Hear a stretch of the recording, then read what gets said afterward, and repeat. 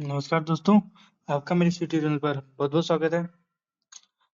आज हमारा टॉपिक है intellectual property right, short form में इसे आईपीआर भी कहते हैं। इसे बौद्धिक संपदा का अधिकार भी कहते हैं। ये किसी भी व्यक्ति को उनकी बौद्धिक रचना के आधार पर दिया जाता है। बौद्धिक रचना में जैसे आविष्कार हो गए, कोई साहित्यिक रचना हो गई या कोई डिज़ाइन हो गई, उस पर ये कानूनी अधिकार होता है, जिससे कोई और व्यक्ति उनका उपयोग नहीं कर सकता, मतलब उन चीज़ों का इस्तेमाल करके वो पैसे नहीं कमा सकता। तो अब हम शुरू करते हैं intellectual property right. Intellectual property यानी बौद्धिक संपदा मानव बुद्धि द्वारा बनाई गई चीजों जैसे आविष्कार, साहित्य और कलात्मक रचनाएं, डिजाइन और व्यापार में इस्तेमाल होने वाले नाम व प्रतीक को कहते हैं। जो बौद्धिक संपदा है वो किस किस को कहते हैं? जैसे कोई आविष्कार हो गया, जैसे कोई साहित्य हो गया, या कोई कलात्मक रचनाएं होगी, या कोई डिजाइन होगी, या कोई व्यापार के इस्तेमाल में जो लोगो होते हैं, उनको कहते हैं इंटेलेक्चुअल प्रॉपर्टी। ये सर्वप्रथम 1421 में रिपब्लिक ऑफ फ्लोरेंस में फिलिप्पो ब्रूनोलेस्ची को उनके आविष्कार के लिए एक विशेष प्रकार का अधिकार ऑथर्स राइट प्रदान किया गया था, जो कि आईपीआर की शुरुआती कानूनी मान्यता थी। जो ऑथर्स राइट था, आईपीआर की शुरुआती कानूनी मान्यता थी। अब हम आईपीआर को संरक्षण प्रदान करने के तरीके देख लेते हैं। किन किन तरीकों से आईपीआर को संरक्षण प्रदान किया जाता है। पहला है पेटेंट द्वारा। पेटेंट नए आविष्कारों के लिए दिया जाता है ताकि उनके व्यावसायिक दुरुपयोग को रोका जा सके। दूसरा तरीका है कॉपीराइट। कॉपीराइट साहित्यिक, कलात्मक और संगीत कार्यों के लिए दिया जाता है। तीसरा है ट्रेडमार्क। ये ट्रेडमार्क कंपनियों के नाम, लोगो और ब्रांड के लिए दिया जाता है। चौथा है इंडस्ट्रियल डिजाइन। ये उत्पादों के सौंदर्य रूप के लिए दिया जाता है। पांचवा है ज्योग्राफिकल इंडिकेशन यानी जीआई टैग। ये उत्पादों के विशिष्ट भौगोलिक स्रोत के लिए दिया जाता है। छठा है ट्रेड सीक्रेट। इन सभी के बारे में अभी आगे हम विस्तार से पढ़ेंगे। पहले हम सिर्फ आईपीआर के बारे में देख लेते हैं कि इसे भारत में कब लागू किया था या विश्व में कब लागू किया था। ब्रिटेन में पहला एकाधिकार कानून 1623 में आया, जिसने नए आविष्कारों को कुछ समय के लिए संरक्षण दिया था। अब हम देखते हैं कि भारत में आईपीआर कैसे लागू हुआ था। भारत में आईपीआर के लिए पहला कानून act 6 on protection of invention 1856 में आया। ये आविष्कारों को 14 साल तक संरक्षण देता था। जो act on protection of invention था, ये 1956 में आया था और ये आविष्कारों को 14 साल तक संरक्षण देता था, ताकि वो अपने जो भी इनका आविष्कार होता था उसका संरक्षण कर सकें। 1856 के बाद 1859 का अधिनियम आया था, ये भी आईपीआर के लिए आया था। फिर इसके बाद 1872 में पेटेंट और डिजाइन संरक्षण अधिनियम आया और 1911 का भारतीय पेटेंट और डिजाइन अधिनियम आया। ये भारत में आए थे। इस तरह से आईपीआर की भारत में शुरुआत हुई थी। अब हम next world intellectual property organization के बारे में देख लेते हैं। इसे शॉर्ट फॉर्म में WIPO भी कहते हैं। इसकी स्थापना 14 जुलाई 1967 में 1967 में हुई थी और इसका मुख्यालय कहाँ पे है? जिनेवा, स्विट्जरलैंड में इसका मुख्यालय है। ये यूनाइटेड नेशन की 15 विशेष एजेंसियों में से एक है। जो यूनाइटेड नेशन है उसकी 15 प्रमुख एजेंसियां हैं, उनमें से ये एक है।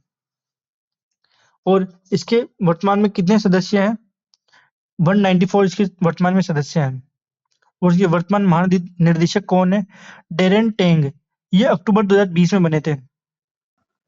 और जो भारत है वो WIPO का सदस्य कब बना था? वो बना था 1975 में। अब हम WIPO के सम्मेलन के बारे में देख लेते हैं। इन्होंने अपने सम्मेलन कहाँ कहाँ किए। पहला है पेरिस कन्वेंशन। ये 1883 में हुआ था, 1883 में। ये बौद्धिक संपदा से संबंधित पहली संधियों में से एक थी। जो पेरिस कन्वेंशन था, ये जो बौद्धिक इंटेलेक्चुअल प्रॉपर्टी था उसके लिए जो पहली संधि हुई थी, ये उनमें से एक थी। इसने औद्योगिक संपदा संरक्षण के लिए एक संघ की स्थापना की थी। जो पेरिस कन्वेंशन है उसमें औद्योगिक संपदा के संरक्षण के लिए एक संघ की स्थापना की गई थी। इसके बाद हम नेक्स्ट कन्वेंशन देखते हैं, बर्न कन्वेंशन। ये 1886 में यानी 1886 में हुई थी, और ये साहित्य और कलात्मक कृतियों के संरक्षण से संबंधित था। ये जो बर्न कन्वेंशन था, ये किससे संबंधित था? साहित्यिक और कलात्मक कृतियों से। ये स्विट्जरलैंड के बर्न शहर में आयोजित हुआ था। बर्न कहाँ है? ये स्विट्जरलैंड में है बर्न, और जहाँ पे ये आयोजित हुआ था उसी नाम से जाना गया, बर्न कन्वेंशन। ये बर्न कन्वेंशन कॉपीराइट से संबंधित था। जो भी साहित्यिक या कलात्मक वस्तुएं होती थी उन पे कॉपीराइट दिया जाता था, उससे संबंधित था ये। अब हम नेक्स्ट देखते हैं, मैड्रिड एग्रीमेंट। ये 1891 में हुआ था, और ये इंटरनेशनल ट्रेडमार्क से संबंधित था। जो मैड्रिड एग्रीमेंट था, ये इंटरनेशनल ट्रेडमार्क से संबंधित था। अब हम नेक्स्ट देखते हैं, BIRPI, बिरपी। ये 1893 में हुआ था। इसमें पेरिस कन्वेंशन और बर्न कन्वेंशन के प्रशासनों को मिलाकर United international bureau for the protection of intellectual property बनाया गया था। और ये जो बिरपी था, इसका मुख्यालय कहाँ था? बर्न में। और 1960 में बिरपी को बर्न से जिनेवा स्थानांतरित कर दिया गया था। 1970 में बिरपी का नाम बदलकर WIPO, world intellectual property organization किया गया था। और ये कब किया गया था? 26 अप्रैल 1970 को। और जो वर्ल्ड इंटेलेक्चुअल प्रॉपर्टी डे है, ये कब मनाया जाता है? 26 अप्रैल को ही मनाया जाता है, क्योंकि इस दिन वर्ल्ड इंटेलेक्चुअल प्रॉपर्टी ऑर्गेनाइजेशन की स्थापना हुई थी। इसी की याद में इसको मनाया जाता है। अब हम वर्ल्ड इंटेलेक्चुअल प्रॉपर्टी ऑर्गेनाइजेशन की महत्वपूर्ण ट्रीटीज के बारे में देख लेते हैं।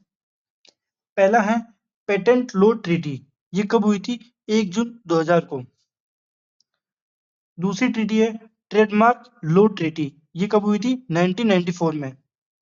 तीसरी है WIPO कॉपीराइट ट्रीटी। ये कब हुई थी? 1996 में। कहाँ पर हुई थी? जिनेवा में। नेक्स्ट ट्रीटी है WIPO performance and phonograms treaty. ये कब हुई थी? 1996 में, जिनेवा में हुई थी। इसके बाद नेक्स्ट ट्रीटी है बुडापेस्ट ट्रीटी। ये कब हुई थी? 1997 में। नेक्स्ट है पेटेंट कॉर्पोरेशन ट्रीटी। ये कब हुई थी? 1970 में। और ये कहाँ पे हुई थी? वॉशिंगटन में। अब हम देखते हैं कि इंटेलेक्चुअल प्रॉपर्टी को किन किन तरीकों से प्रोटेक्ट किया जाता है। पहला है कॉपीराइट एक्ट द्वारा। कॉपीराइट एक बौद्धिक संपदा अधिकार है जो पुस्तकों, संगीत, कला, सॉफ्टवेयर और फिल्मों जैसी मौलिक वस्तुओं पर दिया जाता है। इससे रचनाकार को अपनी कृति को पुनः प्रस्तुत करने, वितरित करने और उपयोग करने का एकमात्र अधिकार प्राप्त होता है। ये दूसरों को उसकी अनुमति के बिना उसकी नकल करने या उसका उपयोग करने से रोकता है। कॉपीराइट एक्ट ये एक कानूनी अधिकार है जो मौलिक रचनात्मक कृतियों की रक्षा करता है। कॉपीराइट को लिटरेरी प्रॉपर्टी नाम से भी जाना जाता है। अब हम देखते हैं कि कॉपीराइट किन-किन चीजों में दिया जाता है। पहला है साहित्यिक रचनाएं। इसमें पुस्तकें हो गई, कविताएं हो गई, कोई लेख हो गए, सॉफ्टवेयर हो गए या कोई डेटाबेस हो गए, उन पर दिया जाता है। दूसरा है कलाकृतियां। इसमें कलाकृतियों में चित्रकला हो गई, फोटो हो गई, मूर्तियां हो गई, फिल्में हो गई, मानचित्र हो गए, वास्तुशिल्प हो गए, कोई डिजाइन हो गई या कोई रेखा चित्र हो गए, इन पर दिया जाता है कॉपीराइट। तीसरा है संगीत एवं नाट्य रचनाएं। इसमें गीत हो गए यानी सॉन्ग, नाटक हो गए, नृत्य हो गए यानी डांस, फिल्में हो गई, ध्वनि रिकॉर्डिंग यानी वॉइस रिकॉर्डिंग हो गई। नेक्स्ट है ऑडियो विजुअल कृतियां, जैसे कोई टीवी शो हो गया या कोई ऑनलाइन वीडियो हो गई, उन पर भी कॉपीराइट दिया जाता है। अब हम देखते हैं कि कॉपीराइट किन किन चीजों पर नहीं दिया जाता है। इसमें कोई विचार हो गया यानी कोई आइडिया हो गए, कोई तथ्य हो गए, कोई अवधारणाएं हो गई, कोई उपाधियां हो गई या कोई नारे हो गए, कोई जैसे कोई स्लोगन हो गया या कोई छोटे वाक्यांश हो गए, उनको कॉपीराइट अधिकार नहीं दिया जाता है। अब हम देखते हैं कि भारत में कॉपीराइट एक्ट कैसे और कब लागू हुआ। जो भारत का कॉपीराइट एक्ट है, ये ब्रिटिश कॉपीराइट एक्ट 1914 पर आधारित था। भारत में कॉपीराइट आया कब था? यह आया था 1957 में। और इसे लागू कब किया गया था? 21 जनवरी 1958 में इसे लागू किया था। इस एक्ट में कितने सेक्शन थे? 79 सेक्शन थे। और इसमें 2 शेड्यूल थे यानी अनुसूची थे।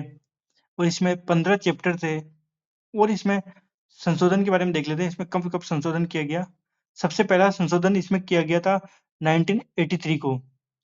इसके बाद 1984 में संशोधन किया गया, फिर 1992 में, फिर 1994 में किया गया था, फिर 1999 में, और इसमें अंतिम संशोधन 2012 में हुआ था। इसे लेटेस्ट संशोधन भी कह सकते हैं। अब इसमें हम देख लेते हैं कि इसके नियमों में कब संशोधन हुआ था। पहला संशोधन हुआ था 2016 में, उसके बाद हुआ 2021 में। 2021 वाला लेटेस्ट है। अब हम देखते हैं कि कॉपीराइट कितने समय के लिए दिया जाता है। पहले हम देखते हैं भारत के संदर्भ में ऑथर को कितने समय के लिए कॉपीराइट दिया जाता है। ऑथर को उसकी मृत्यु के बाद भी 60 वर्षों तक कॉपीराइट दिया जाता है। मतलब जो ऑथर की मृत्यु होगी पहले, तो उसकी 60 साल बाद तक भी उसको ये अधिकार रहेगा। अब हम विश्व के संदर्भ से देखते हैं कि ऑथर को कॉपीराइट अधिकार कितने समय के लिए देता है। विश्व में लेखक की मृत्यु के बाद भी 70 वर्ष तक दिया जाता है। अब हम देखते हैं सुडोनेम ऑथर को कितने वर्षों तक अधिकार दिया जाता है। तो ये सुडोनेम ऑथर को प्रकाशन वर्ष से 60 वर्ष तक अधिकार दिया जाता है।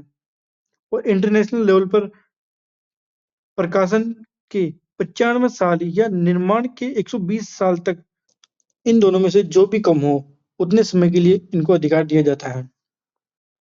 अब हम देखते हैं जॉइंट ऑथर ऑथर को भारत में कितने समय के लिए कॉपीराइट अधिकार दिया जाता है। तो दिया जाता है जो अंतिम लेखक होता है उसकी मृत्यु से 60 साल तक ये अधिकार दिया जाता है इनको। और जो विश्व में जॉइंट ऑथर होते हैं उनको कॉपीराइट अधिकार अंतिम लेखक की मृत्यु से 60 वर्ष तक दिया जाता है। अब हम देखते हैं कि भारत में कॉपीराइट ऑफिस कहाँ है। ये द्वारका सेक्टर 14 में न्यू दिल्ली के अंदर है। और ये किसके अंतर्गत कार्य करता है? ये ministry of commerce and industry के अंतर्गत कार्य करता है। अब हम देखते हैं कि भारत में कोई कॉपीराइट क्लियरेंस सेंटर नहीं है। बहुत सारे लोग सोचते हैं कि भारत में भी कॉपीराइट क्लियरेंस सेंटर है, लेकिन भारत में कोई भी कॉपीराइट क्लियरेंस सेंटर नहीं है। विश्व में कॉपीराइट क्लियरेंस सेंटर है जो कि कहाँ पर है? डेनवर्स मैसाचुसेट्स अमेरिका में। कहाँ पे? डेनवर्स मैसाचुसेट्स अमेरिका में। ये उपयोगकर्ताओं को कॉपीराइट सामग्री का कानूनी रूप से उपयोग करने के लिए लाइसेंसिंग और परमिशन सेवाएं प्रदान करता है। ये क्या कार्य करता है? ये कॉपीराइट के लिए लाइसेंसिंग और परमिशन सेवाएं प्रदान करता है। अब हम देखते हैं भारत में कॉपीराइट लाइसेंसिंग एजेंसियों के बारे में। ये कॉपीराइट लाइसेंस प्रदान करती है। तो इनमें पहली है IPRS। इसका पूरा नाम है इंडियन परफॉर्मिंग राइट सोसाइटी। दूसरा है PPL, फोनोग्राफिक परफॉर्मेंस लिमिटेड, ये इसका पूरा नाम है। तीसरा है IRRO, इसका पूरा नाम है इंडियन रेपोग्राफिक राइट्स ऑर्गेनाइजेशन। इनके बारे में इतना डीप नहीं पूछा जाएगा कि इनके बारे में मतलब ये कब लागू हुए, इनके बारे में ऐसा कुछ नहीं आएगा, ये कब बने थे, इनके बारे में इतना ज़्यादा डीप में नहीं आएगा, बस इनके पूरा नाम पूछा जाएगा। अब हम नेक्स्ट देखते हैं international copyright treaties and agreements. जितने भी विश्व में कॉपीराइट ट्रीटीज हुई है और एग्रीमेंट हुए हैं उनके बारे में देखते हैं। पहला है बर्न कन्वेंशन। बर्न कन्वेंशन कब हुआ था? 1886 में। और ये कहाँ पर हुआ था? स्विट्जरलैंड में। बर्न कन्वेंशन के तहत साहित्य और कलात्मक कृतियों को कॉपीराइट प्रदान करना था। अब हम नेक्स्ट देखते हैं यूनिवर्सल कॉपीराइट कन्वेंशन के बारे में। ये 1952 में जेनेवा स्विट्जरलैंड में हुआ था। ये यूनेस्को द्वारा तैयार किया गया था और इसे 1955 में लागू किया गया था। इस कॉपीराइट कन्वेंशन में ही कॉपीराइट चिन्ह प्रदान किया गया था। वो जो गोल गोल सा होता है जिसमें सी लिखा होता है, वो चिन्ह इसी कन्वेंशन में प्रदान किया गया था। अब हम नेक्स्ट देखते हैं ट्रिप्स एग्रीमेंट के बारे में। इसका पूरा नाम है trade related aspects of intellectual property rights. ये एग्रीमेंट 1994 में बना था और इस एग्रीमेंट को 1995 में लागू किया गया था। जो ट्रिप्स एग्रीमेंट था ये डब्ल्यूटीओ के सभी सदस्यों पर बाध्यकारी है, मतलब उन्हें ये लागू करना ही पड़ेगा। जो ट्रिप्स एग्रीमेंट की जो भी शर्तें थी उन्हें मानना ही पड़ेगा और उन्हें लागू करना पड़ेगा। और डब्ल्यूटीओ की स्थापना कब हुई थी? 1 जनवरी 1995 में इसकी स्थापना हुई थी। डब्ल्यूटीओ का पूरा नाम क्या है? World trade organization. अब हम नेक्स्ट देखते हैं डब्ल्यूआईपीओ कॉर्पोरेट ट्रीटी और WIPO performance and phonograms treaty के बारे में देख लेते हैं। ये ट्रीटी 1996 में हुई थी और इन ट्रीटी को इंटरनेट ट्रीटीज भी कहते हैं। अब हम नेक्स्ट देखते हैं मराकेश संधि के बारे में या मराकेश ट्रीटी के बारे में। ये 2013 में हुई थी और ये डब्ल्यूआईपीओ द्वारा प्रशासित एक अंतर्राष्ट्रीय कॉर्पोरेट ट्रीटी है जो दृष्टिबाधित या कम दृष्टि वाले असमर्थ लोगों के लिए प्रकाशित कृतियों तक पहुंच को आसान बनाती है। अब हम देखते हैं next DMCA digital millennium corporate act. ये 1998 में लागू हुआ था और ये यूएसए का कॉर्पोरेट लॉ है। अब हम नेक्स्ट देखते हैं स्टैट्यूट ऑफ एनए जिसे कॉर्पोरेट एक्ट 1709 या 1710 भी कहते हैं। ये विश्व का प्रथम कॉर्पोरेट एक्ट था। अब हम नेक्स्ट देखते हैं copyright design and patent act 1988। ये यूके का कॉपीराइट एक्ट था और ये कब आया था? 1988 में ना। अब नेक्स्ट देखते हैं कॉपीराइट एक्ट 1976। ये यूएसए का कॉपीराइट एक्ट था। ये फेयर यूज यानी उचित उपयोग के सिद्धांत को संहिताबद्ध करता है, मतलब ये किसी भी मौलिक रचना के उचित उपयोग से संबंधित था। अब हम नेक्स्ट देखते हैं पेटेंट एक्ट के बारे में। पेटेंट एक्ट किसी भी देश का वह कानून है जो नए आविष्कारों के लिए आविष्कारकों को कुछ समय के लिए एकाधिकार देता है ताकि वे अपने आविष्कार का उत्पादन, उपयोग और बिक्री कर सकें। आप इसे ऐसे समझिए, किसी व्यक्ति ने मान लो टॉर्च बनाई, तो सरकार उसको ये एकाधिकार देगी कि वो नई टॉर्च और बनाए और उसे बेचकर वो पैसे कमाए। ये उसको एकाधिकार रहेगा, ये कुछ समय अवधि के लिए रहता है, उसके बाद ये सभी के लिए लागू हो जाता है, अभी उसे कोई भी बना के बेच सकता है, लेकिन स्टार्टिंग में वो उसे अधिकार दिया जाएगा तो वो कुछ समय के लिए सिर्फ वो ही उसको बनाएगा और उसे बेच सकता है। ये इसका मतलब है। अब हम देखते हैं ये एक्ट इनोवेशन यानी नवाचार को बढ़ावा देने और आविष्कारों के एकाधिकार की रक्षा करने के लिए बनाया गया था। ये एक्ट दूसरों को पेटेंट की गई वस्तु के उत्पादन, विक्रय और उपयोग करने से रोकता है। जिस व्यक्ति को किसी वस्तु पर पेटेंट प्राप्त हो चुका है, उसके उपयोग को किसी और व्यक्ति द्वारा अगर उस वस्तु का उपयोग किया जाता है, उसका उत्पादन किया जाता है या उसका विक्रय किया जाता है, तो उनको रोकता है ये पेटेंट एक्ट। जितनी भी पेटेंट की अवधि रहती है, पेटेंट की अवधि समाप्त होने के बाद उसका उपयोग कोई भी कर सकता है। अब हम पेटेंट प्राप्त करने की योग्यताएं देख लेते हैं। पहला है नवीनता। जो जिस चीज पर हम पेटेंट लेना चाहते हैं वो एक नवीन होना चाहिए, बिल्कुल लेटेस्ट होना चाहिए, उससे पहले उसका निर्माण नहीं किया गया हो।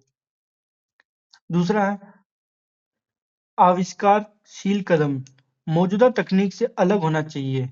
जो भी हम वस्तु पर पेटेंट बना रहे हैं वो वर्तमान में मौजूद नहीं होनी चाहिए, वो अलग होनी चाहिए थोड़ी सी। जैसे कोई व्यक्ति मान लो वो पेन पर पेटेंट प्राप्त करना चाहता है, लेकिन उसे पेन पर पेटेंट नहीं मिलेगा। वो कोई ऐसा पेन बनाए जिस पर मान लो वो पेन अपने आप ही लिख रहा हो, तो उस पर उसको पेटेंट प्राप्त हो सकता है, लेकिन सिर्फ जो नॉर्मल पेन होता है उस पर उसको पेटेंट प्राप्त नहीं होगा। तीसरा है औद्योगिक प्रयोज्यता, इंडस्ट्रियल एप्लीकेबिलिटी। आविष्कार ऐसा होना चाहिए जो किसी उद्योग में बनाया या इस्तेमाल किया जा सके या कोई व्यवहारिक लाभ प्राप्त किया जा सके। पेटेंट उसी वस्तु पर प्राप्त होगा जिसका कोई औद्योगिक इस्तेमाल किया जा सके। अब हम उन चीजों के बारे में देख लेते हैं जिन पर पेटेंट नहीं दिया जा सकता। पहला है ऐसी खोज जो सार्वजनिक व्यवस्था, नैतिकता, स्वास्थ्य या पर्यावरण को नुकसान पहुंचाती हो, ऐसी वस्तु पर पेटेंट नहीं दिया जाता। दूसरा है पारंपरिक ज्ञान, ऐसा ज्ञान जो पीढ़ियों से चला आ रहा हो, ऐसे ज्ञान पर भी पेटेंट नहीं दिया जाता।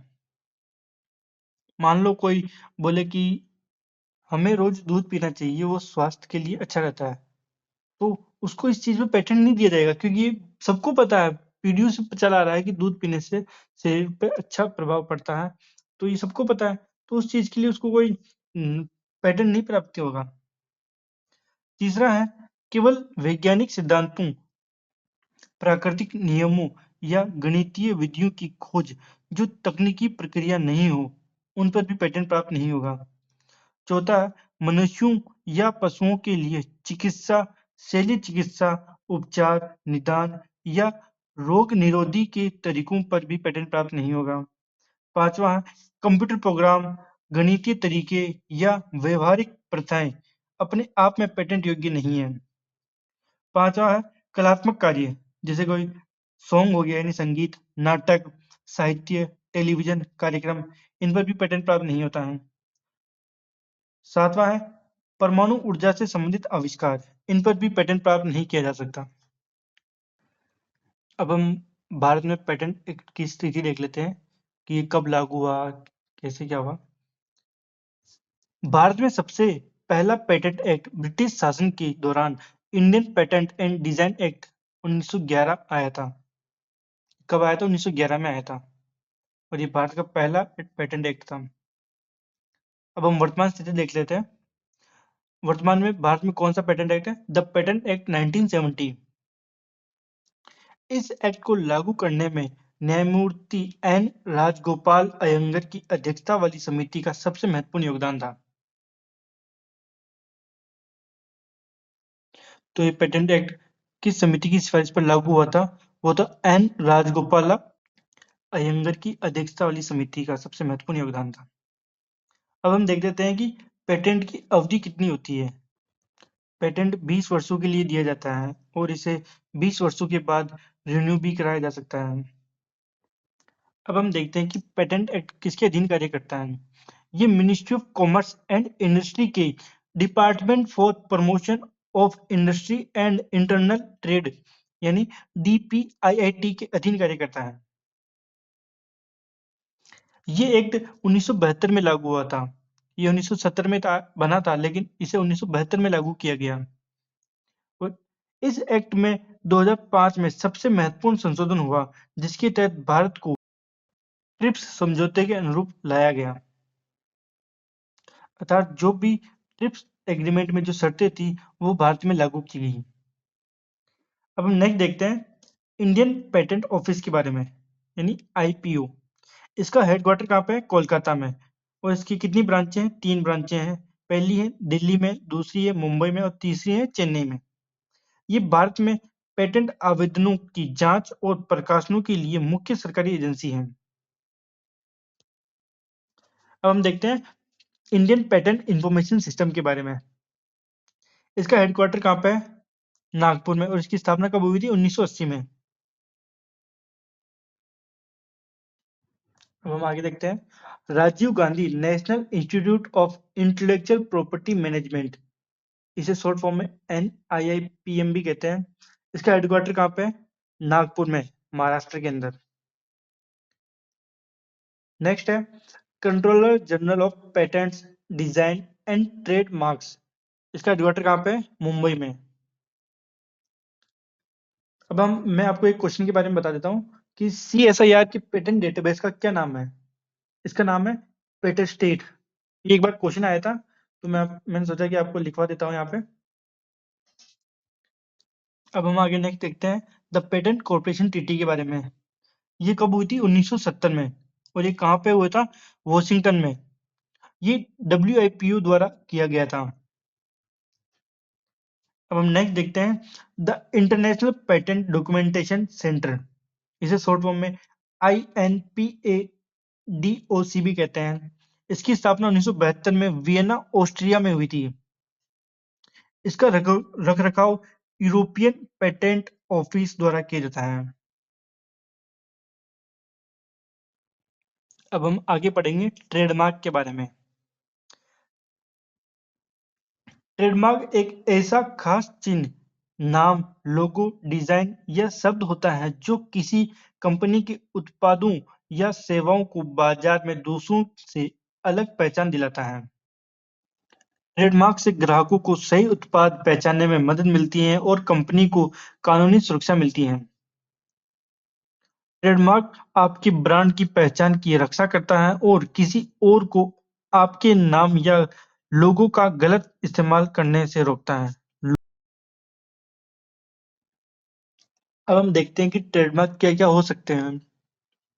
पहला है वर्ड, कोई शब्द हो सकता है। दूसरा है कोई लोगो हो सकता है, मतलब कोई जैसे कटा हुआ एप्पल होता है, वो भी एक लोगो ही है। एप्पल कंपनी का है ना कटा हुआ लोगो, वो। तीसरा है स्लोगन्स, कोई नारा हो सकता है। चौथा है कोई डिजाइन हो सकती है। पांचवा है साउंड्स, कोई ध्वनि हो सकती है। छठा है कलर्स, कोई रंग। अब हम देखते हैं कि ट्रेडमार्क कब नहीं दिया जाता है।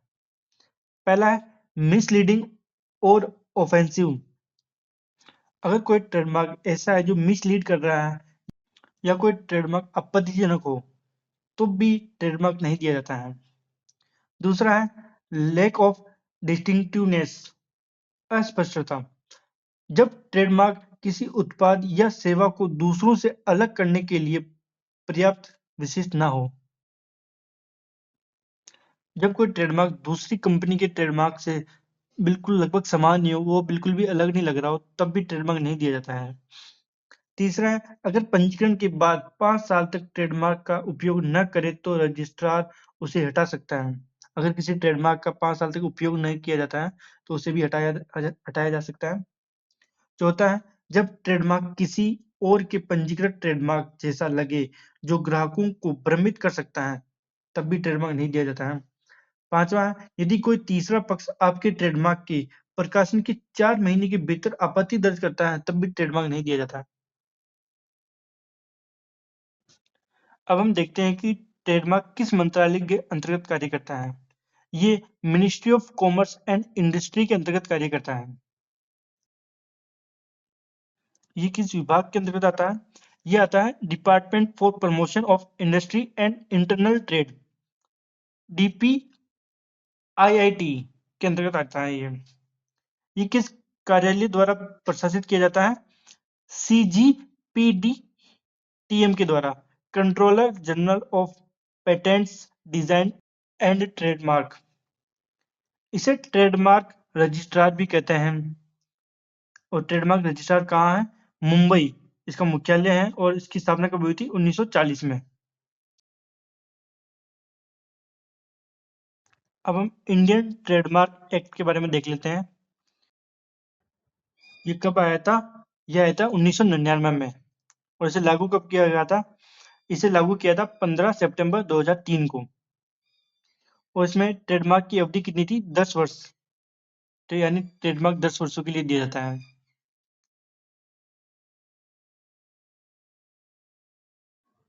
अब हम आगे देखते हैं manufacture and goods trademark act. ये 1957 में फ्रांस में पारित हुआ था और ये विश्व की पहली व्यापक ट्रेडमार्क प्रणाली थी। और ये किसके लिए दिया जाता था? मैन्युफैक्चर और गुड्स के लिए दिया जाता था। अब नेक्स्ट देखते हैं ब्रिटिश ट्रेडमार्क रजिस्ट्रेशन एक्ट 1857।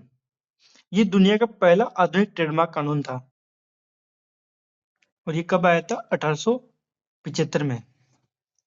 अब हम इसकी शब्दावली देख लेते हैं क्या है। पासिंग ऑफ, ये पंजीकृत और अपंजीकृत ट्रेडमार्क से जुड़ी सद्भावनाओं की रक्षा के लिए उपयोग किया जाता है। जो पासिंग ऑफ शब्द है ये किसके लिए उपयोग किया जाता है? पंजीकृत और अपंजीकृत ट्रेडमार्क से जुड़ी सद्भावना की रक्षा के लिए उपयोग किया जाता है ना। अब हम देखते हैं कि ट्रेडमार्क के उल्लंघन से संबंधित कौन सी धारा है। धारा 29 ट्रेडमार्क के उल्लंघन से संबंधित है। इसे ट्रेडमार्क इन्फ्रिंगमेंट भी कहते हैं। अब हम नेक्स्ट एक्ट के बारे में देखते हैं। Geographical indications of goods act 1999। ये कृषि, प्राकृतिक और निर्मित वस्तुओं के लिए भौगोलिक संकेतकों को कानूनी संरक्षण प्रदान करता है और उनकी विशिष्ट उत्पत्ति और संबंधित गुणों को मान्यता देता है। और इसे कब लागू किया गया था? इसको 2003 में लागू किया गया था।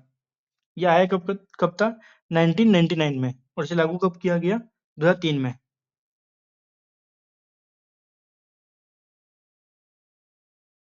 अब हम देखते हैं द इंडस्ट्रियल डिजाइन एक्ट 2000। ये कब लागू हुआ था? 11 मई 2001 को। आया कब था? 2000 में। और लागू कब किया गया? 11 मई 2001 को। इस इंडस्ट्रियल डिजाइन एक्ट ने पुराने डिजाइन अधिनियम 1911 का स्थान लिया था और ये 10 वर्षों के लिए अधिकार प्रदान करता है, जिसमें 5 वर्ष और बढ़ाया जा सकता है। मतलब ये टोटल 15 वर्षों के लिए दिया जा सकता है। ये अधिनियम न केवल डिजाइनरों के अधिकारों की रक्षा करता है, बल्कि देश के तकनीकी और रचनात्मक विकास को भी प्रोत्साहित करता है। तो हमारा ये टॉपिक इंटेलेक्चुअल प्रॉपर्टी राइट यानी बौद्धिक संपदा का अधिकार यहीं समाप्त होता है। इसमें हमने पेटेंट एक्ट के बारे में पढ़ा था, कॉपीराइट एक्ट के बारे में पढ़ा, ट्रेडमार्क एक्ट के बारे में पढ़ा और इंडस्ट्रियल डिजाइन एक्ट के बारे में पढ़ा था। तो हमने इसने टॉपिक से संबंधित सारी जानकारी पढ़ ली है। तो मैं आपसे इस क्लास को समाप्त करने से पहले एक रिक्वेस्ट है, आप इस वीडियो को लाइक करना, चैनल को सब्सक्राइब करना, ताकि मैं आपके लिए और भी ऐसी वीडियो लाता रहूं। तो फिर मिलते हैं नेक्स्ट क्लास में नेक्स्ट टॉपिक के साथ। जब तक के लिए धन्यवाद।